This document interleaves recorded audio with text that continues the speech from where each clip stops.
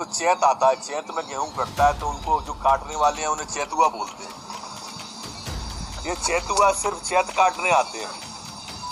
कमलनाथ जी सिर्फ चुनाव में ही आते हैं, चुनाव के बाद जो जाते हैं तो फिर अगले चुनाव पे ही आते हैं।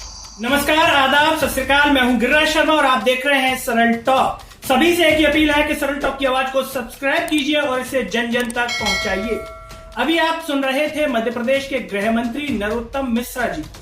एक काम तो अच्छा किया कि मास्क पहना हुआ है, लेकिन नीचे है ये ठीक नहीं किया। ऊपर पहन लेते तो और अच्छा होता, किसी को कोरोना नहीं होता, और अगर किसी को होता तो उनसे नरोत्तम मिश्रा जी को फैलने के कम चांस होते। तो नरोत्तम मिश्रा जी इस वीडियो में कह रहे थे पूर्व मुख्यमंत्री मध्य प्रदेश के कमलनाथ जी को चेतुआ।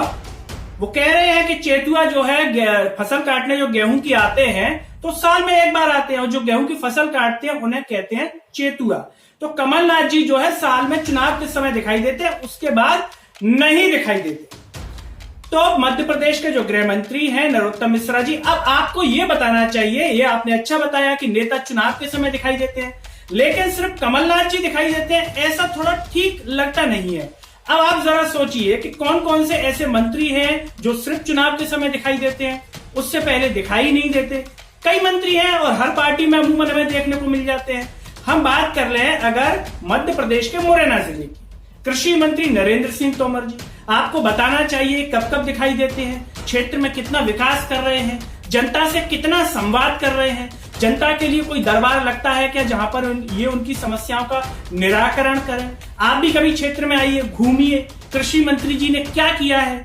क्या ये भी कहीं चुनाव के समय चेतुआ की तरह तो नहीं दिखाई देते कि अभी चुनाव चल रहे हैं तो चेतुआ की तरह ये भी दिख रहे हो? ये सवाल है, क्योंकि जब आप क्षेत्र में घूमेंगे तो सड़कें उबड़ खाबड़ हैं, सड़कें खुद ही पड़ी हैं कई जगह पर, और कृषि मंत्री है तो सुंदरता थोड़ी क्षेत्र में जाते से दिखनी चाहिए, वो दिखाई नहीं देगी मुरैना के अंदर आपको। तो ये भी आपको बताना चाहिए।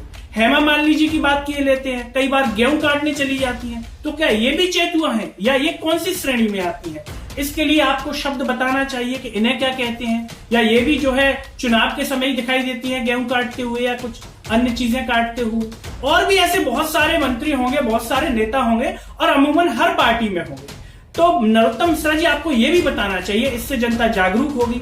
आपने जो बयान दिया उससे जनता को जानकारी मिली कि पूर्व मुख्यमंत्री जो कमलनाथ जी हैं वो केवल चुनाव के समय दिखाई देते हैं, लेकिन जनता में ये भी उत्सुकता होगी कि ऐसे कौन कौन से मंत्री हैं, कौन कौन सी पार्टी में है जो चेतुआ है। तो ये आप अच्छे से बता सकते हैं, आपका इतना लंबा राजनीतिक अनुभव है कि चुनाव के समय कौन कौन से आते हैं और चेतुआ बन जाते हैं, और चेतुआ के अलावा और क्या क्या बनने की संभावनाएं हैं वो भी बन जाते हैं। क्योंकि क्षेत्र का विकास अगर हम देखें, आज नरेंद्र सिंह तोमर जी कह रहे थे कि मुख्यमंत्री शिवराज सिंह चौहान ने सड़कें अच्छी कर दी। आप उन्हीं के क्षेत्र में आ जाइए, दूर की तो दूसरे क्षेत्र की तो बात और है। यहाँ की सड़कों का हाल देखिए, क्या यहाँ की सड़कें अमेरिका जैसी हैं मुरैना की, या फिर किसी गांव से भी गई बीती है? ये देखना चाहिए। सिग्नल का हाल देखिए, सिग्नल पर लगा हुआ है क्या कुछ सिग्नल बताने के लिए लोगों को?